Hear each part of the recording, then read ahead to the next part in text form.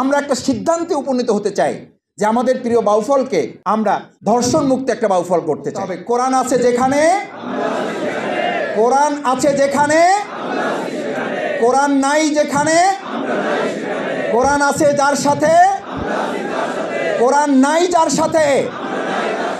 2024 সালের 5ই আগস্টের পর আমরা খুবই আনন্দিত, খুবই আশান্বিত হলাম যে আলহামদুলিল্লাহ কিছু একটা হচ্ছে। কিন্তু দিন যত যাচ্ছে, আমি বাংলাদেশের কথা বাদই দিলাম, বাউফলের চিত্রটা একটু চোখের সামনে ভাসান, বাউফলের বিষয়টা একটু মাথার সামনে নিয়ে আসুন। বাউফলের চিত্রগুলো পত্রিকায় ইতিমধ্যে যা রিপোর্ট হয়েছে, যা সাংবাদিকদের মাধ্যমে জেনেছেন, বাউফলের সম্মানিত নাগরিক হওয়ার কারণে আপনারা যে খোঁজখবরটুকু রাখেন, যদি বিবেকের কাছে কোশ্চেন করি, এরকম 2024 সালের আরো অসংখ্য 5 আগস্ট যদি আসে, আরো অসংখ্য জুলাই আগস্টের অভ্যুত্থান যদি বাউফল এবং বাংলাদেশে ঘটে, কিন্তু কোরআনের অভ্যুত্থান যদি আমরা করতে না পারি, তাহলে নিশ্চিত করে বলা যায় এরকম অসংখ্য অভ্যুত্থান ঘটবে, কিন্তু আমাদের সোনার বাউফল, সোনার বাংলাদেশ কোরআন ছাড়া কেউ গড়তে পারেনি, পারছে না, ভবিষ্যতেও কেউ করতে পারবে। এই কথা কি আমরা সিদ্ধান্ত আকারে নিতে পারি? এটা কি আমাদের ইচ্ছার ব্যাপার না, এটা আল্লাহর ফয়সালার ব্যাপার? এটা আল্লাহর ফয়সালার ব্যাপার। আসলে আমরা একটা সুন্দর শাসন ব্যবস্থার জন্য এসেছি। সত্যি আমি খুব উদ্বিগ্ন, উৎকণ্ঠিত যে বিগত 2024 সালের 5ই আগস্টের পর যত দিন যাচ্ছে, তত যেন উদ্বেগ বাড়ছে, তত যেন আমাদের উৎকণ্ঠা বাড়ছে, তত আমাদের টেনশন বাড়ছে। আমার কাছে মনে হয় এই টেনশন থেকে মুক্তির জন্যই আল্লাহ সুবহানাহু ওয়া তাআলা পবিত্র মাহে রমাদানে কোরআন নাজিল করে আমাদেরকে জ্বালিয়ে দিলেন, উনজিলা ফিহিল কোরআন হুদাল লিন্নাস। তোমরা যদি সংস্কার চাও, আসলে সংস্কার মুখে বলে তোমাদের খুব একটা লাভ হবে না, যতক্ষণ পর্যন্ত যে রাজনীতি দেশ পরিচালনা করে, রাষ্ট্র পরিচালনা করে, প্রশাসন পরিচালনা করে, ওই রাজনৈতিক দল এবং রাজনৈতিক দলের কর্মীরা তাদের সংস্কার করতে না পারবে, ততক্ষণ পর্যন্ত বাউফল শুধু নয়, বাংলাদেশের 1 ইঞ্চি মাটিরও সংস্কার করা সম্ভব হবে না। সম্ভব যে হবে না, এটা 5ই আগস্টের পর থেকে এখন পর্যন্ত বোঝা যাচ্ছে না, বোঝা যাচ্ছে। তার মানে হলো আমি চাইলেই হবে না, আমার চাওয়ার জন্য একটা সিস্টেম লাগবে।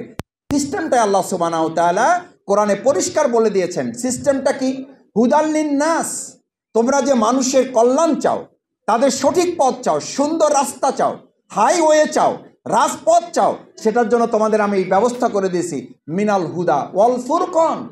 সত্য এবং মিথ্যার মধ্যে পার্থক্য করে দেয়, ভালো মন্দের মধ্যে পার্থক্য করে দেয়, ন্যায় অন্যায়ের মধ্যে পার্থক্য করে দেয়, আলো অন্ধকারের মধ্যে পার্থক্য করে দেয়।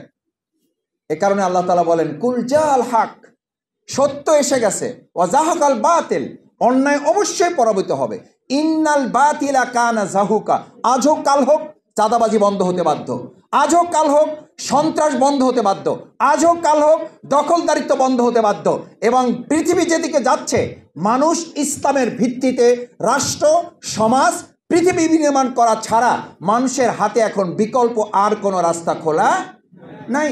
সেই কারণে সম্মানিত বাউফলবাসী, আমি আপনাদের কাছে উদাত্ত আহ্বান জানাতে চাই, শফিকুল ইসলাম মাসুদকে আপনারা বাদ দেন, আমি আপনাদের সাথে থাকছি। আমরা একটা সিদ্ধান্তে উপনীত হতে চাই যে আমাদের প্রিয় বাউফলকে আমরা ধর্ষণ মুক্ত একটা বাউফল করতে চাই, আমাদের বাউফলকে আমরা একটা চাঁদাবাজ মুক্ত বাউফল করতে চাই, আমাদের বাউফলকে আমরা একটা সিন্ডিকেট মুক্ত বাউফল করতে চাই, একটা দখলদার মুক্ত বাউফল করতে চাই। আচ্ছা, এই কথাগুলো আমরা শুধু স্লোগান দিলে বাস্তবায়ন মুখে মুখে হবে? দেখেন, পলিথিনের বিরুদ্ধে অনেক সামাজিক প্রচারণা হয়েছে, শেষ পর্যন্ত এটা বন্ধ করতে রাষ্ট্রের সিদ্ধান্ত লাগছে না লাগে নাই, সংসদে আইন পাশ করতে হয়েছে না হয় নাই। আচ্ছা, পলিথিনের মতো নকলের মতো একটা বিষয় যদি সংসদে আইন পাশ করে বন্ধ করতে হয়, শুধু বক্তৃতার মধ্যে বন্ধ হবে না, যদি আমরা এটা বুঝতে পারি। আমাদের অ্যাডভোকেট মুজাহিদুল ইসলাম শাহিন বলেছে যে বক্তৃতা তো হচ্ছে, বন্ধ তো হবে না, যতক্ষণ পর্যন্ত আপনি এই কথাগুলো বাস্তবায়নের জন্য রাষ্ট্রীয় প্রক্রিয়ার মাধ্যমে ব্যবস্থাপনা করতে না পারবেন। ভাইয়েরা, আমার সম্মানিত বাউফলের লোকেরা, আমার শ্রদ্ধাভাজন সুধীমণ্ডলী, আমার প্রধান অতিথিবৃন্দ, একটা অনুরোধ করে আমার কথা শেষ করতে চাই। প্রিয়নবী রাসূল করিম সাল্লাল্লাহু আলাইহি সাল্লাম যদি শুধু বক্তৃতার মাধ্যমে একটা সোনার মদিনা করতে পারবেন মনে করতেন, তাহলে তিনি মসজিদের ইমামতির দায়িত্ব পালন করে খুতবা দিয়ে এটা করে ফেলতে পারতেন। মদিনা রাষ্ট্রের রাষ্ট্রপতি হওয়ার তার দরকার, কিন্তু তিনি রাষ্ট্রপতি হয়েছেন না হন নাই? দরকার ছিল না? ইমামতির মাধ্যমেই সেটা সম্পন্ন হয়েছে। কেন হয় নাই? রসুল করিম সাল্লাল্লাহু আলাইহি সাল্লাম ইমামতির বক্তব্য দিয়ে যদি সমাজ রাষ্ট্র পরিবর্তন করতে না পেরে শেষ পর্যন্ত রাষ্ট্রীয় দায়িত্ব নিয়ে তা করতে হয়, তাহলে আমাদের প্রিয় মাতৃভূমি বাংলাদেশে আজকে শুধু বক্তব্য, শুধু আলোচনা, শুধু বক্তৃতা, শুধু সেমিনার, শুধু সিম্পোজিয়াম দেওয়া হবে, নাকি রাষ্ট্রীয় জায়গায় আমাদের পৌঁছতে হবে? কোরআন কি সেখানে পৌঁছতে হবে? আমরা সোনার বাংলা করার জন্য, সোনার বাউফল তৈরি করার জন্য আজকে এখানে যারা উপস্থিত আছেন, আমরা কি এই সিদ্ধান্ত উপনীত হতে পারি যে কোরআনের ভিত্তিতে সোনার বাংলাদেশ করার জন্য আমরা একটা সোনার বাউফল করতে চাই? ইনশাআল্লাহ। তাহলে আমার সাথে দুটো কথা বলতে হবে। কোরআন আছে যেখানে, কোরআন আছে যেখানে, কোরআন নাই যেখানে, কোরআন আছে যার সাথে, কোরআন নাই যার সাথে।